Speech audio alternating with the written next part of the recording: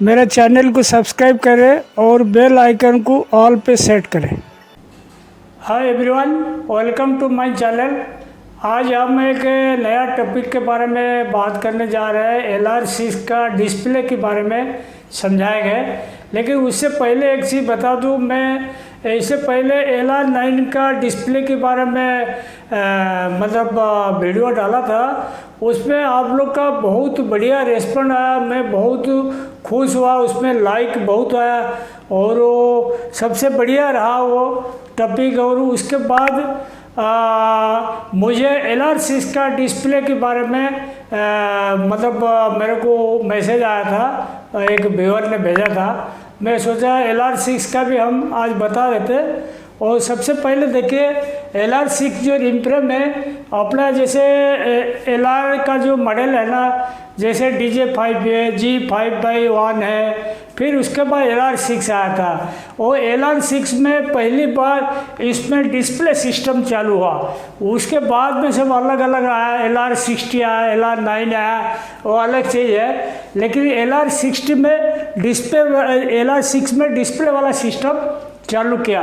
और डिस्प्ले में अपन डिटेल में समझाएंगे डिस्प्ले कैसे फंक्शन करते हैं, डिस्प्ले के हिसाब से कैसे डाटा डालते हैं। सबसे पहले देखिए, डिस्प्ले लाने की ऑब्जेक्टिव क्या रहा। पहले डिस्प्ले था नहीं, तो पहले अपना क्या होता था, जैसे G5 वगैरह था, 2 स्पीड रहता था, एक स्लो स्पीड रहता था, एक फास्ट स्पीड रहता था।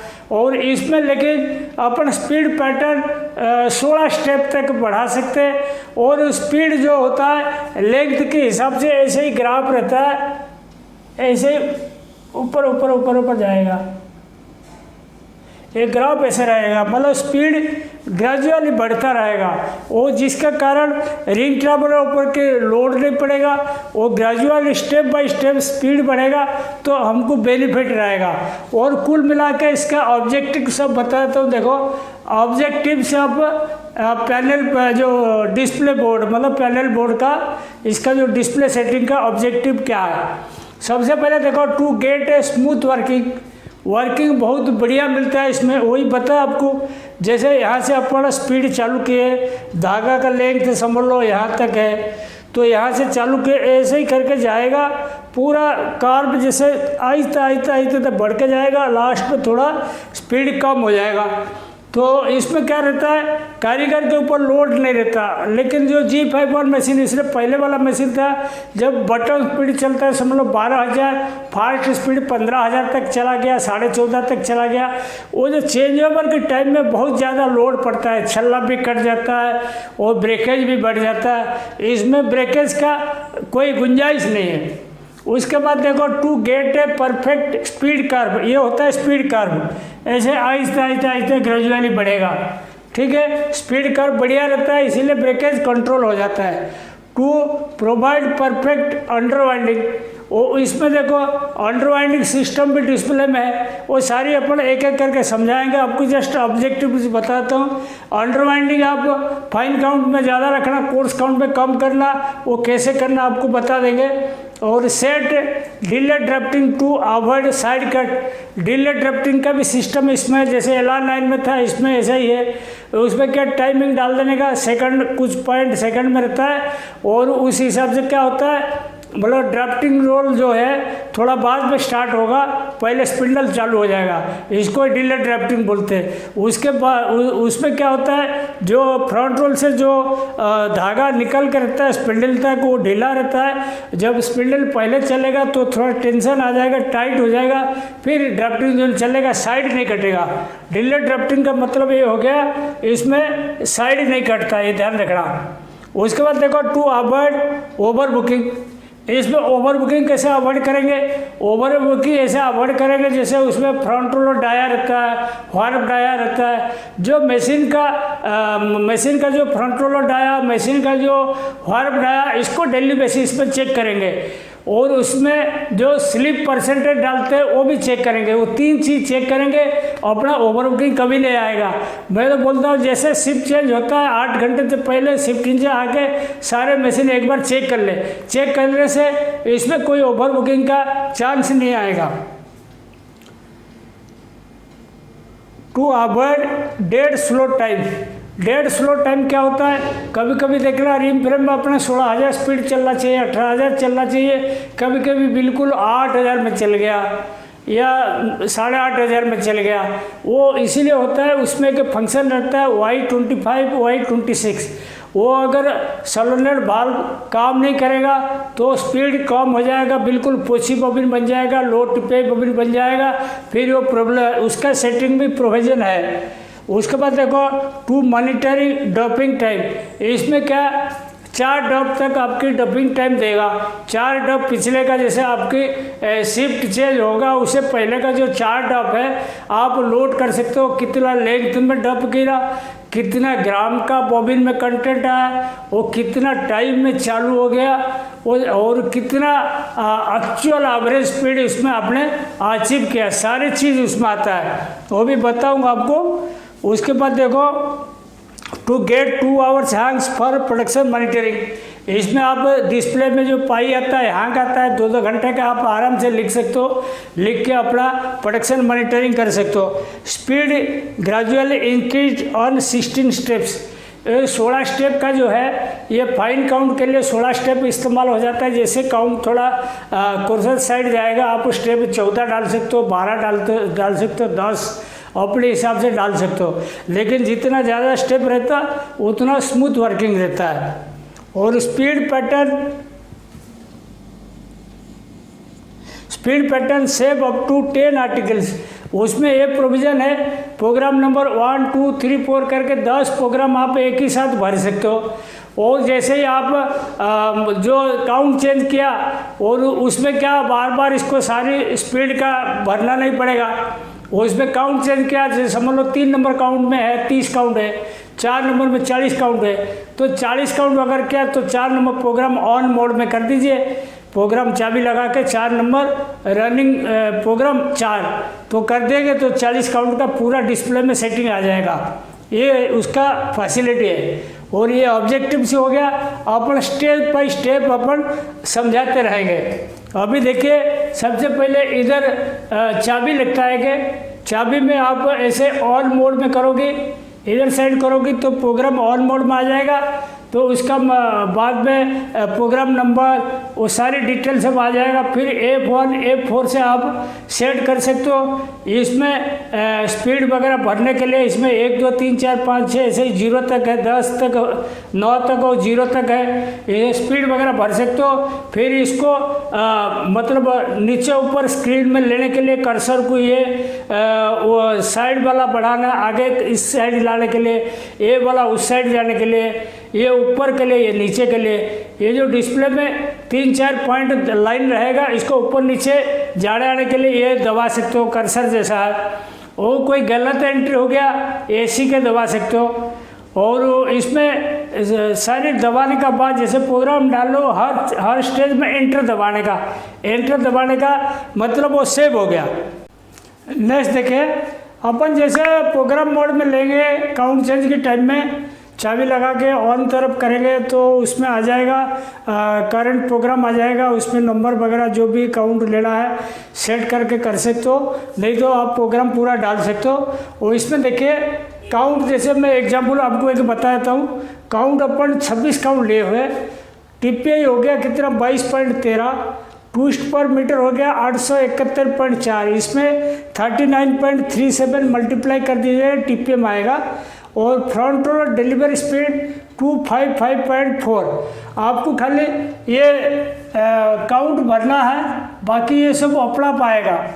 देखिए अपन जो स्पीड प्रोग्राम सेट करते हैं, पहले चाबी लगा के ऑन मोड में लिखते हैं, फिर प्रोग्राम नंबर डालते हैं और काउंट डालते हैं, डॉप लेंथ डालते हैं। उसके बाद मैं एग्जांपल के लिए आपको बताता हूँ 26 काउंट का जैसे मैंने लिया, TPI 22.13 ये डिस्प्ले में दिखाएगा। और अपन यहाँ पे जो प्रोग्राम में डालेंगे उसके आसपास 2-4 पॉइंट आगे पीछे रहेगा, और इसमें 39.37 मल्टीप्लाई करने से जितना उतना TPM दिखाएगा। 22.13 की जो TPI है तो 871 का TPM आ जाएगा। और वो फ्रंट रोल डिलीवरी स्पीड 255.4 दिखा रखा, वो फ्रंट रोल और स्पीड जिस टाइम में जितना स्पीड आता है वही दिखाएगा। करंट, ये सब करंट का है, ठीक है, इसको भरना नहीं पड़ेगा, फ्रंट रोलर का, टीपीएम का और टीपीआई का भरना नहीं पड़ेगा, खाली काउंट आपको भरना पड़ेगा। उसके बाद देखो अंडर वाइंडिंग 3 का भरा हुआ, ड्राफ्टिंग डिले 0.8, फैन का 0.5, टॉप बंच 0। ये जो है आपको ये अंडर वाइंडिंग इसीलिए भरना पड़ता है, काउंट के हिसाब से आपको अंडर वाइंडिंग जितना रखना है, मतलब 0.6 0.7 मीटर तक रख सकते हो, और वो आधा मीटर भी बढ़िया रहता है। अगर आप फाइन काउंट करते हो तो अंडर वाइंडिंग थोड़ा बढ़ा कर रख सकते हो, कोर्स काउंट करते हो तो अंडर वाइंडिंग कम कर सकते हो। जैसे 26 काउंट पे 3 रखा, मैं समझ लो 40 काउंट चलाऊँगा, 40 काउंट चलाऊँगा तो इसको 4.0 तक ले सकते हो, या 34 काउंट कराया तो 3.3 3.2 ऐसे कर सकते हो। तो ये काउंट के हिसाब से आप बढ़ा सकते हो, घटा सकते हो। उसके बाद देखो ड्राफ्टिंग डिले, ये 0.8 सेकंड डाला हुआ है, ये सेकंड में डाला जाता है, और इसको 0.8 0.5 तक भी जा सकते हो। तो अपन को जैसे साइड कट का ज़्यादा दिक्कत जाता है, इसको थोड़ा सा बढ़ा सकते हो, और साइड कट का कम चांस है, इसको कम कर सकते हो। ये डिले ड्राफ्टिंग के बारे में आपको मैंने समझाया था। जैसे अपना मशीन चालू करते हैं, टेप वगैरह लूज रहता है, और धागा भी फ्रंट रोल से रिंग ट्रैवलर तक थोड़ा सैगिंग पोजीशन रहता है, और अपन स्पिंडल पहले घुमाएंगे और उसके बाद ड्राफ्टिंग जोन घूमेगा, तब ये साइड कट का बीमारी नहीं रहेगा। ऐसे ही फैन डिले टाइम में फैन भी उसी हिसाब से 0.5 सेकंड की मतलब बाद ही चालू करोगे चलेगा। और टॉप बंच देखो 0, टॉप बंच 0 ही रखा था, क्योंकि टॉप बंच जो होता है ना, वो ऑटो कॉलर में इसको निकाल के ये डालना पड़ता है बॉबिन, कोई टॉप बंच की ज़रूरत नहीं पड़ता। उसके बाद देखो स्पीड प्रोग्राम में आता है ये कि सबसे पहले देखो इनिशियल स्पीड अपन डाल दिए, ये काउंट के हिसाब से रहता है। समझ लो 26 काउंट है 10,000 डाला, अगर 20 काउंट है आप 8,000 डाल सकते हो, या 12 काउंट है तो 7,000 भी डाल सकते हो, वो डालना। और ये 10 मीटर लेंथ, इनिशियल लेंथ मतलब 10 मीटर तक ये स्पीड चलेगा, और स्टार्टअप स्पीड और स्टार्ट लेंथ वो भी 10,000 और 10 मीटर, ये मीटर है ध्यान रखना, और ये आरपीएम है दोनों। तो उसके बाद क्या करना, फिर स्पीड पैटर्न का आ जाना लेंथ वाइज सेट करने का। वो लेंथ वाइज सेट करने से पहले आपको सबसे पहले समझाता हूँ, देखो कैसे लेंथ कैसे निकाला जाएगा।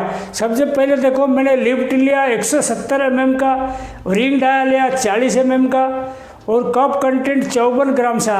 इसको कप कंटेंट कैसे मैं निकाला, एक मेरा वीडियो है कप कंटेंट निकालने का फॉर्मूला, उसमें पता है, उसमें देखिएगा, उस हिसाब से 54 ग्राम से आएगा। ये ग्राम जो होता है 3.25 इंटू LD², L और D इंच में कन्वर्ट करके करने का। 54 ग्राम से आया तो 26 काउंट अगर है तो 0.59 में 26 डिवाइड कीजिएगा, 0.0227 ग्राम पर मीटर आ गया इसका धागे का। फिर 54 जो कप कंटेंट है इसमें ग्राम पर मीटर भाग करते हैं, 2378 मीटर आया। तो अपन 2378 मीटर आया, थोड़ा ज़्यादा डालते, 100-150 ज़्यादा डाल देते तो 2500 तक अपन लेंथ पकड़ा हुआ। उसमें देखिए एक नंबर स्टेप में 10,000 स्पीड पकड़ा, लेंथ 0 मतलब स्टार्टिंग टाइम है। उसके बाद स्पीड आ गया 11,000, लेंथ हो गया 50, स्पीड 12,000, लेंथ हो गया 100, ऐसे स्पीड 13,000, लेंथ हो गया 150। ऐसे करके हमने 12 स्टेप में भरा। अगर अपना फाइन काउंट होता है 60 काउंट होता है 80 काउंट होता है, ऐसे फाइन काउंट जाएगा तो उसमें अपन बिल्कुल 16 स्टेप तक भी जा सकते हो, और मीडियम काउंट है तो 14 काउंट तक भी डाल सकते हो, 14 स्टेप तक, मतलब 40 काउंट 45 काउंट हो तो। और ये डालने के बाद लास्ट में टीपीआई का कितना स्टैंडर्ड टीपीआई वो डालना पड़ता है, तब जाकर प्रोग्राम पूरा होता है।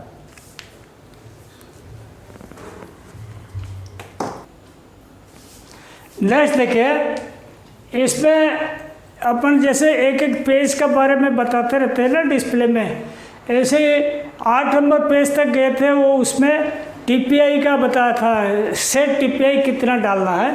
उसके बाद 9 नंबर पेज में देखिए, ये मैकेनिकल साइड का है, मतलब फिटर फोरमैन लोग इसको डालते हैं। फ्रंट लोड डाया 27 mm है, कोई कोई 30 mm रहता है, 30 भी डाल सकते हो। वार्प डाया 18.5 डाला हुआ, कोई 19 का रखता है, 20.2 रखता है, 22, 22.5 रखता है, जो वार्प डाया वो डालना।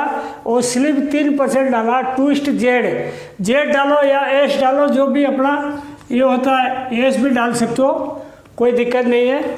जो माल चलाओगे वो डालना है, उल्टा ट्विस्ट चलाओगे तो एस डालोगे। और उसके बाद देखो, इसमें सबसे इम्पोर्टेंट ये चीज़ इसीलिए बोल रहा हूँ, ये अगर आपकी कोई 27 की जगह बढ़ा दिया, जैसे 30-32 कर दिया, और इसको कभी कम कर दिया, 16 कर दिया, 15 कर दिया, तो इसमें भयंकर ओवर बुकिंग होता है, मतलब प्रोडक्शन बढ़ा कर दिखाएगा। तो इसको डेली बेसिस पे चेक करना, मैं तो बोलता हूँ 8 घंटे में एक बार चेक करना जरूरी है।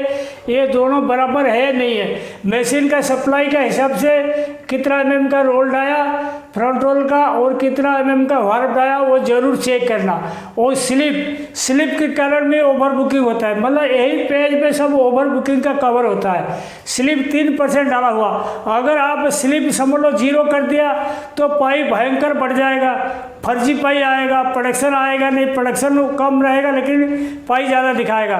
तो ये जो 3% डाला हुआ, मैं तो बोलता हूँ इसको आप 4% डाल कर चलाओ, हमेशा अंडर बुकिंग रहेगा, कभी कम नहीं करना। ये 3% से कम नहीं करना, कभी 3% कम से कम रखना। ट्विस्ट जेड है, कभी कभी देखना कोई बदमाश कारीगर रहते हैं या कोई गलत आदमी रहते हैं, वो जेड ट्विस्ट का मशीन चल रहा है, उसमें क्या करेगा, एस ट्विस्ट डाल देगा। एस ट्विस्ट भर देगा तो साइड कट जाएगा, रोल उल्टा पुल्टा चल जाएगा। तो ये भी चेक होना जरूरी है। ये सबसे इम्पोर्टेंट ये वाला पेज है, ध्यान रखिएगा। उसके बाद देखिए, एक है हेड स्टॉक लुब्रिकेशन, एक है tail stock lubrication. Rim drum का आगे का और पीछे का, उसमें तेल का पाइप जाता है, गियर के ऊपर लगा रहता है, वो वाल्व ऑपरेट होगा 60 मिनट के बाद या 70 मिनट के बाद। आपकी मेंटेनेंस बढ़िया है और टाइमिंग बढ़ा सकते हो, और वो तेल उसमें गिरेगा गियर के ऊपर उस टाइम थोड़ी देर के लिए, तो ऑयलिंग हो जाएगा। ये लुब्रिकेशन पॉइंट है। और ये OHTC पार्किंग जैसे एलान 9 में बताया था आपको, वही चीज़ है। मतलब 200 डाला हुआ, मतलब 200 मीटर है, 200 मीटर है, मतलब 200 मीटर बाकी होगा। जैसे अपना 2500 मीटर का डॉप लेंथ भरत है ना, तो समझ लो 2300 कुछ हो गया, तो ओवरहेड एक साइड पे जाके किनारे में रुक जाएगा, चाहे ऑफ एंड में या जो गियर एंड में, एक साइड में अटक जाएगा, ताकि डॉपर को डॉप खुलने में सुविधा रहेगा। ये जरूरी है, नहीं तो डॉपर लोग बीच में जाएंगे, ओवरहेड तोड़ देंगे, नोजल वगैरह, इसको चेक करना जरूरी है। उसके बाद देखो, रिंग सेंटरिंग डिसेबल्ड। क्यों ये रिंग सेंटरिंग सर्विस मोड में नहीं है, मशीन रनिंग में, इसीलिए डिसेबल्ड लिखाएगा। TS drive duoflex, Y25 on time 4, Y26 off time medium. ये जो होता है ये मेंटेनेंस वाला के लिए है। सोलोनॉइड वाल्व का सेटिंग है, ये सेटिंग अगर बिगड़ जाएगा, मशीन कंटिन्यू बिल्कुल स्लो स्पीड में चल जाएगा, जिसके कारण आपको प्रोडक्शन लॉस होगा, लोड टू पे बढ़ेगा, लोड टू पे अर्न बनेगा। तो ये अगर आपकी मशीन कभी स्पीड कम चलता है तो Y25-26 जरूर चेक कराइएगा। और जो फिटर फोरमैन होगा, इलेक्ट्रिक वाला होगा, दोनों को बुला लीजिए, चेक करा लीजिए, इसमें क्या क्या दिक्कत है वो देख के बता देंगे। उसके बाद देखो 12 नंबर पेज में आ गया करंट प्रोग्राम। एक आपको बताया था, एक जो डाला जैसे 2, 3 ऐसे करके 10 तक डाल सकते हो, 10 प्रकार के काउंट का लिख सकते हो। जो समझ लो 1 नंबर मेरा 26 काउंट में सेट है, तो 1 नंबर डाला हुआ। समझ लो आपको 40 काउंट इसमें 3 में सेट है, 40 काउंट 3 है, तो इसको 3 कर दीजिए। या 50 काउंट है आपकी 4 पे सेट है, तो इसको 4 कर दीजिए। उसी हिसाब से पूरा स्पीड पैटर्न वगैरह सब चेंज हो जाएगा इसमें, तो आपको बार बार अकाउंट चेंज में सब डाटा भरना नहीं पड़ेगा। उसके बाद देखो स्पीड अप डाउन परसेंटेज। ये क्यों होता है, समझ लो आपकी मशीन ख़राब चल रहा है, ब्रेकेज ज़्यादा हो रहा है, तो आपको स्पीड पैटर्न में जाने का हर स्टेप छेड़छाड़ करना ज़रूरत नहीं है। या 100 है, इसको 98 कर दीजिए फर्दर टाइमिंग, या 97 कर दीजिए। अगर आपकी कोई मशीन अच्छा चलता है, ब्रेकेज बिल्कुल कम है, बिल्कुल ना के बराबर है, तब उसमें आप की जगह 102% कर दो, 103% भी कर दो। ये मतलब स्पीड परसेंटेज में कम ज़्यादा करने के लिए।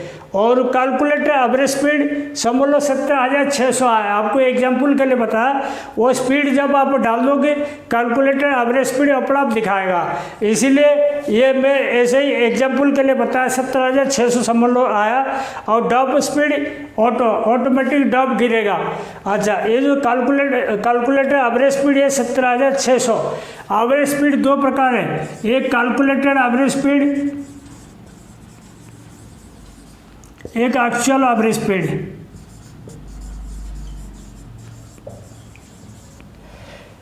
ये जो पाई अपना आता है, हैंग्स आता है, ये एक्चुअल के हिसाब से आता है, इसके हिसाब से आता है, इसके हिसाब से नहीं आता। ये जो कैलकुलेटर एवरेज स्पीड होता है, अपना ड्रॉप लेंथ जितना डाला उसी हिसाब से क्या स्पीड चलना चाहिए, वो क्या एवरेज आना चाहिए। और एक्चुअल जो आता है, यहाँ आता है ड्रॉप रिपोर्ट में आता है। ड्रॉप रिपोर्ट में क्या आता है, एक्चुअल समझ लो अपन 2500 का लेंथ भरे हुए थे, 2500 का लेंथ प्रोग्राम में भरे हुए, लेकिन इसमें कोई भी 2500 का लेंथ में ड्रॉप नहीं गिरा। जैसे समझ लो 2445 में एक ड्रॉप गिरा, इसमें 4 ड्रॉप का रिपोर्ट आपको मिल सकता है। पहला ड्रॉप समझ लो 2445 मीटर में गिरा और उसमें 53 ग्राम का यान का कंटेंट आया, 17,500 का एवरेज स्पीड आया एक्चुअल, और 3 मिनट में ड्रॉप खुल के चालू हो गया। ऐसे 4 प्रकार का रिपोर्ट आएगा। समझ लो एक रिपोर्ट में 1800 मीटर आया, बिल्कुल कम। समझ लो कोई हल्का ड्रॉप जानबूझ कर गिरा दिया या लॉन्च किया, हल्का गिरा गया, इस प्रकार का आएगा। और जितना ये हल्का ड्रॉप गिराएंगे उतना आपकी एक्चुअल एवरेज स्पीड घटता रहेगा।